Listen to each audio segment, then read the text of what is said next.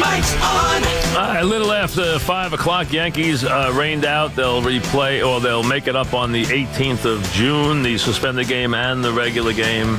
And so that's as far as today goes with them. They have tomorrow off, and they will be back in action on Friday. Aaron Bourne will be with us on Friday. We'll have the Preakness stuff on Friday as we're ready for the second leg. Justify at the Preakness. Try and make it 2 straight and then head to Belmont and see if he can win a Triple Crown. Remember, Baffert has said this horse could be better, actually better than his recent Triple Crown winner. Harvey has gotten through a couple innings. He's given up 3 runs. He had a 4-0 lead. It's top 5, and he's winning 4-3. So one more inning, and he could get himself a win if he can hold on and get through one more inning. At least he'd leave on the upside of a 4-3 game. It's been hit hard to give a homer. Great catch by Duvall, saved an inning for him where it could have been a much bigger inning in the first inning. So that was in the second inning, that was a positive. So give him credit. So it's not bad. It's not been great. It's not been bad. I mentioned a couple of things. Number one, CMB will be in for me tomorrow. Before I came back, there were 2 dates where I had charity events that I had to keep my commitment because they've been set up since the start of the year. The first was on the 8th, and we did that. Tomorrow's the other one, the 17th, so I have to do that. So I will be away on at a charity event tomorrow that I've committed to for a long time, so I will miss the show. So that's the last one of those that I had committed to. There were 2 of them. There's one more, but it's at night, so I can get to it. But there were a couple that I had committed to long ago, back at the start of the year, so I have to keep my commitment to those charities, and I will. So I thank the fan for allowing me to do that. But I had told them from the beginning that I had to commit to those days, and they were fine with that. A couple things. I said earlier in the show that I met with the guys that were working on with the app and everything else, and met with some of those guys today, and a couple things came up.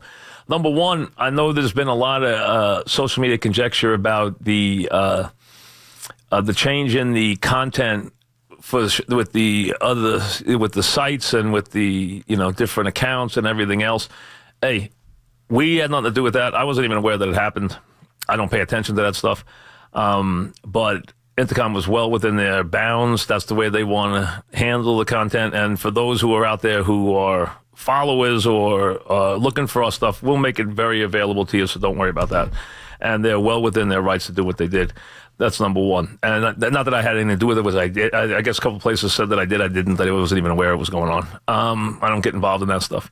Number two, one of the things that a lot of people thought when we went on social media to promote the app, and you can connect with Mike's On through Facebook and Instagram and Twitter.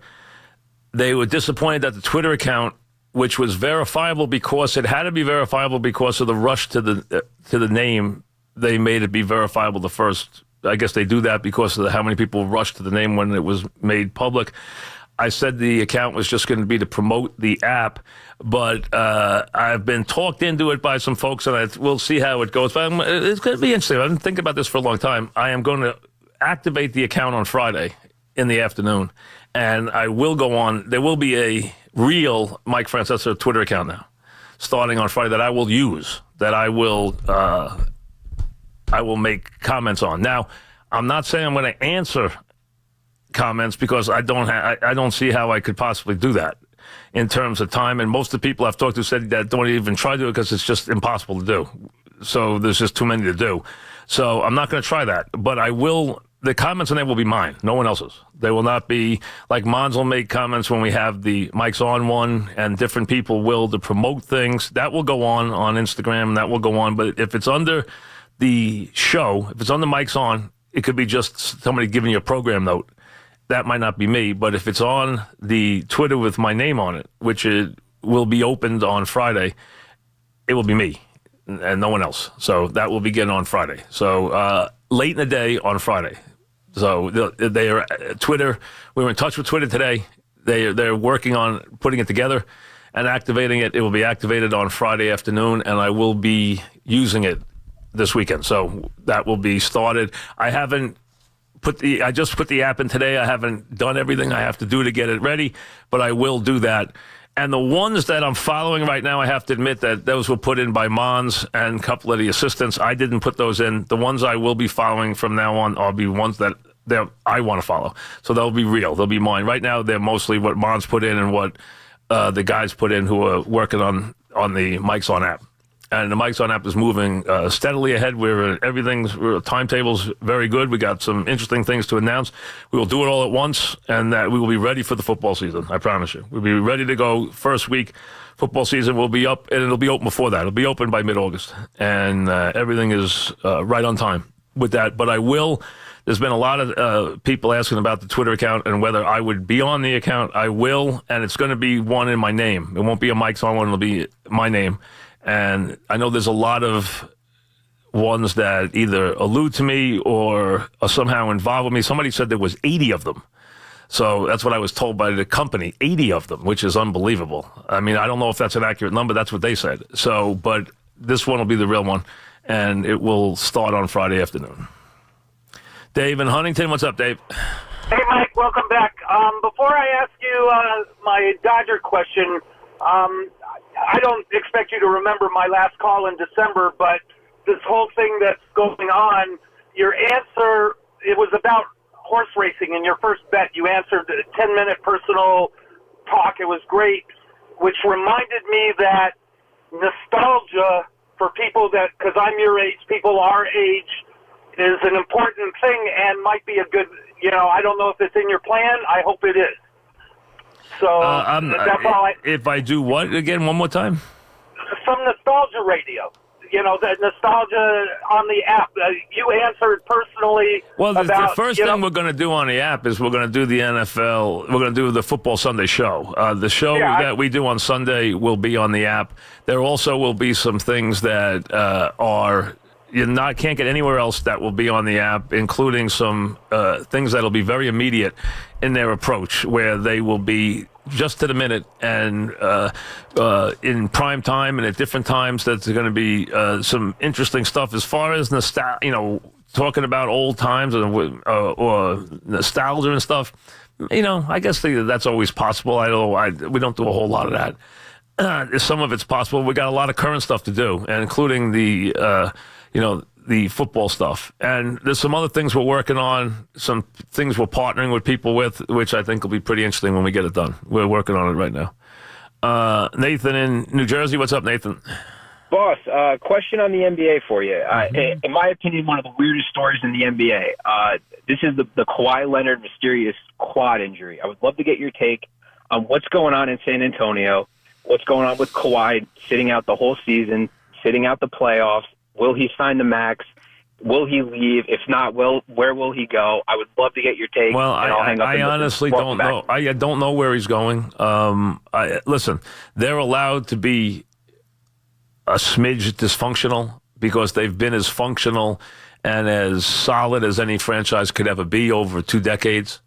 They had the most fundamental and solid player you could ever have in Tim Duncan, which set up for that. And that's why it worked. It worked because of Duncan. It worked because of Popovich. It worked because of the players they had and the system they built. But it was all built around having a egoless, really solid, incredibly talented, player in Tim Duncan. I mean, people, I think, underrate how good Tim Duncan was for his career. He was an incredibly good player. Mateo in West Babylon. What's up, Mateo? Hey, Mike. Welcome back. Thank you. What's happening? Nothing. I want to ask your opinion on something. Given the advent of the new gambling restrictions being lifted, through the Supreme Court, yeah. Do you think that the NCAA will try to proactively get in front of this and maybe change up the whole compensation debate for players? No. Well, why? If you I don't think one has anything to do with the other. Why does the players being paid have anything to do with the gambling? Well, because I think now that there's just going to be more opportunity for fraud. I mean, for someone to get involved in the scandal. Well, if you are someone who can be bought, mm-hmm. being paid a stipend by the college you go to is not going to keep you from being bought. No, agreed, and that's my point. My point is maybe they say, well, now is the time where they weigh, is it worth it to maybe do more than a stipend or risk, how where are you getting the money from to pay players? Do you know how many major college basketball teams there are? I listen, I know all about it. And typically, I've always agreed with you in the past. How many Division I teams do you think there are in college basketball? Oh, there's got to be, 100 at least. Well, there's about almost 400. So Division, what do you think of like one AA? There's no one AA. That's football. This is basketball. Okay, there's hundreds and hundreds of players. The money is not available. I mean, so people think that it's just easy to pay players. It's not. There's no system to pay the players. There's no system that will work. There really isn't. Now, how does college play into this is very interesting, because that is the one. There's two populations of people who have to be looked at differently while this happens, and one is the players in college, and the other is the officials in professional sports. The players are above getting to. They make too much money.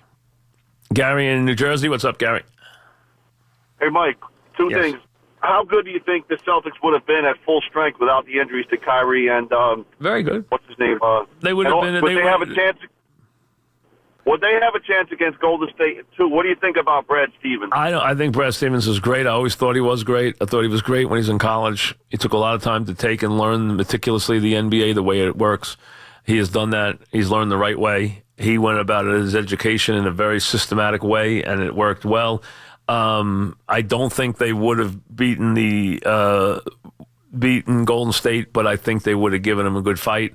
Now they'll get beat easy. Golden State's going to win the championship easy. I mean, that's just the way it is. And they're really going to try and win it easy if it's LeBron James. And I don't even want to see LeBron. I'm not rooting for LeBron to come back in the series. I'm not. Because I just think the finals would be awful. Pat in Manhattan. What's up, Pat? Mike, just a couple of things. Earlier, a guy called in talking about DeGrom and Syndergaard. A couple of points. DeGrom is going to be 30 years old on June 19th. You said him and Syndergaard's 25. He's 28 years old. So what's the difference? No, he's 29. He's still a young pitcher. On June 19th. Still a young pitcher. They're still young pitchers. Mike, the other thing is last year the Mets team ERA was 5.01, which was third worst in Major League Baseball. What's the point about those guys this year? We're talking about this year. What is last year and this year? Mike, going into the season, people were talking about the Mets pitching staff as being a sleeping giant going into the season. Not anybody I knew. Okay. It's a sleeping giant? I don't know where he pitched 51. Whoever thought this year? Mike, where were the other two pitchers? Where were the two behind the two pitchers? Where were they going to get the pitchers this year to have a sleeping giant rotation? I don't understand, but a lot of people. Well, Pat, I tell you, I don't know what you were listening to, but I didn't hear anybody calling the Mets a sleeping giant this year. I heard people saying wonderful things about Houston and their pitching staff. I heard them saying things about Cleveland and their pitching staff, which has been bitterly disappointing this year. No one's noticed, but Cleveland's pitching staff has fallen apart. You know, in the last week, they've blown 5-0 leads, 6-0 leads, 7-2 leads. I mean, it's unbelievable how bad their pitching has fallen apart from where it was last year, where it broke records. So their staff has fallen apart. But I never heard anybody calling the Mets staff anything but behind Syndergaard and Harvey a question mark this year. Whether Wheeler or Harvey or Matz could be consistent, could be healthy. And, so I never heard anybody calling the Mets, a team that had, incredible pitching this year. I didn't hear that. Maybe that happened somewhere. I didn't see it. I did see it about Houston. I did see it about Cleveland. I did not see it about the Mets. Pat in Cedar Grove. What's up, Pat? What's going on, Mike? What's happening? I was having a typical Jordan versus LeBron conversation with my cousin last night. I'm sure everyone's tired of it. But I wanted to bring up a point. He was saying how, after this year, he's going to go to Houston or Philly and team up and basically sell out to win a championship. But I don't understand how it would be categorized as selling out when that's kind of what you have to do right now. It's a different league than it was. See, it's a different league than the league. It's so top-heavy. It's a different league than the league that Jordan played in. See, Jordan... See, the one thing Jordan didn't do is when Jordan's teams were not championship teams, they did not compete for championships. Jordan never took a bad team. When Jordan was in the league and he was developing, and they were developing in Chicago, they never came close to a championship. They never took a bad team to the finals.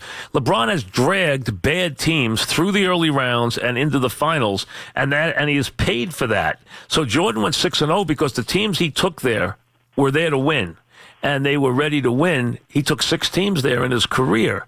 LeBron's been to the finals 8 straight years. LeBron is knocked for losing in the finals, and Jordan never did that. And here's one thing to remember. The year that Jordan left the Bulls, Pippen led that team to 55 wins. And if it wasn't for a Hugh Hollins call that was outrageous, they might have won a championship that year. They wound up losing the series to the Knicks, and the Knicks wound up losing to the Rockets. That Chicago team was terrific that year, won 55 games. Pippen led the team in every category. And that team with Phil Jackson and Pippen won 55 games. Without Michael, tell me where a team won 55 games when LeBron left it. And that was kind of my point. Jordan had great teams. Of course, he was a leader. And I'm not trying to knock Jordan. Listen, no. I'm not trying to say that I'm not saying that LeBron's better than Jordan. I've never made that statement in my life that LeBron is better than Michael. I've never made it. They're completely different players. Right. They do completely different things. You know, Jordan was not the complete player LeBron is. LeBron is not the scorer that Michael was. LeBron's a great scorer. He scores a tremendous amount of points. The only one who scored more points in the postseason is Wilton LeBron. I mean, Wilton and Michael. That's it. The only one who's had more 40-point games is Michael. But he is not the late-game shooter. He's never had Michael's ability to score in the late game. He's not the greatest marksman. He has bad games on the foul line like he did last night. He has games where he's inconsistent scoring. I mean, he's averaging 55% from the floor. In the playoffs, I could show you years where Michael didn't come close to 50% in the playoffs, in the finals, in shooting. That didn't matter. There were games against the Knicks where he would load up, and take 1,000,000 shots, where everybody in the game was shooting in the 30s. Different league, though, then. But he played with Grant, and he played with, obviously, he always had Pippen, he had Grant, they had Rodman. They had really good players on that team. Harper, and obviously, having guys like Cartwright, and, go down the line, they had really good players, and Kukoc and all these, they were great teams. The one knock I have on LeBron is I thought he should have won 3 championships, not 2 with Miami. That's my knock on him. That's the only thing in the finals he should have done that he didn't do. And he was in a funk those first 2 years out of Miami. He should have won another championship in Miami. That he should have done. Matt in Philly, what's up, Matt? Hey, what's going on? What's happening? So I'm curious, what's your take on Russell Westbrook, who's averaged two triple-double seasons back-to-back? I think Russell Westbrook is a very talented individual. I do. But who has averaged 2 triple-double back-to-back seasons ever besides Oscar Robertson? Right, but he's a number hanger, though. He's not a winner. Where's he done? Where's he taking his teams? I'm just trying to point out the fact that when let me ask you one thing. Let me ask you something. If LeBron played with that team this year, would they make the finals? Probably not, because Carmelo's a cancer. Listen, he would have gotten more out. If you put Paul George with LeBron and took Carmelo, and Carmelo defined a role which they couldn't do with him, which LeBron probably could have done with him, and got him to do that. That team with LeBron would go to the finals. Let's be honest. He's taken worse teams than that to the finals.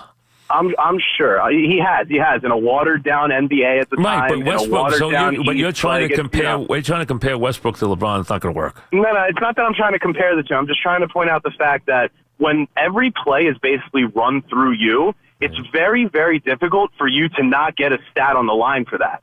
Every play is run through LeBron. Obviously, he's going to have inflated stats.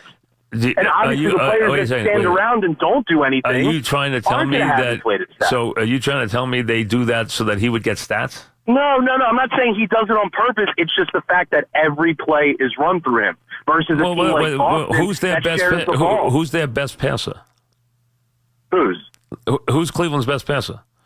It doesn't matter. They're all in the NBA. They all know how to pass. Any team can pass the ball around and find an open shooter. You can't tell me that you need a playmaker. You need a guy to originate the play. You need a guy who is a playmaker. Is LeBron a playmaker or no? I understand, but every team has a playmaker that can create. Well, I don't know what. So what's so wait a second. Your point is what? So your point is what? My point is that LeBron is the best player in the world. He's the second best player of all time. I just think there are times where he's completely overrated, and he also just doesn't show up at times. And thirdly, if Michael Jordan had LeBron's body type, he would have a 60% shooting percentage. He didn't have he wasn't LeBron's size. I understand, which makes but LeBron's not a shooter. LeBron can get to the basket at will. Why is his shooting percentage so high? Because he can get to the basket at will. It's not always because he's a great shooter. Congrats. Your shooting percentage is like 55% because you can get to the basket at will. I never said LeBron was a great shooter. Never said it. Jordan's the one who's a shooter, and there were times when he shot a very low percentage and won. I mean, but he was a great shooter. I hear you. I understand that. He's a different player. He's a completely different player. One's a legitimate two-guard, and that's what he is. The other guy is a player with a freak of nature. We've never seen anything like this guy before. We'll never see anything like him again. I don't know if you'll ever see someone play at that size the way he plays. I don't know if you'll ever see that again. I've never seen that before. I've never seen anybody play like he plays, ever, at both ends of the floor, at both ends. And listen, I watched the Bulls play. I went to almost every one of their finals. I watched them play every game they played against the Knicks, almost everyone in person. I watched him play in person my whole life, okay? I saw him play in person 1,000 times. All right, I know how good he is. He was that good, and he's the most competitive human I've ever seen. I've never seen a more competitive human. He was the most competitive person. He was driven like no one I've ever seen to win. No one. The only guy I would compare him to was Tiger Woods in his prime, or Jack Nicklaus. Guys like that who were ferocious to win. Absolutely ferocious. Michael was like that. He was ferocious. He had to win. He absolutely had to win, but his team was very... I mean, the Bulls with Pippen and Jordan, Pippen and Rodman and Harper were incredible. You know how good they were defensively? If you go back to when they played the Lakers, Pippen took Magic Johnson completely out of the series. Completely out of the series with his defense. Those guys were so talented, it's unbelievable. And Jordan was amazing. Listen, Michael Jordan is as good as it ever got. I'm not knocking Michael Jordan. I would never do that. But I don't understand why people have to knock LeBron because they think they need to protect Jordan, so they knock LeBron. You're watching something you will not see again. If you talk to people who know basketball, they'll tell you, I've never seen anybody like this guy. He's a freak. And he is. You talk to people about that, guys who know the sport. And they'll tell you he's a freak. But, people want to knock him for some reason because some people want to protect the Jordan legacy. They feel like somehow he's being hurt by LeBron putting up all these numbers. It's just the way it is. Jordan didn't win as much as Bill Russell. Didn't come close. LeBron isn't going to win as much as Michael. Not going to come close. Not going to win 6 championships. Not going to happen. Not going to win as many MVPs. He should have got the MVP the year they lost. He was the best player by a mile. They don't want to give it to a losing player anymore because for marketing reasons it doesn't work. But he should have won the MVP that year in a losing effort. But they didn't give it to him, so that doesn't really matter. But that's the only reason they didn't.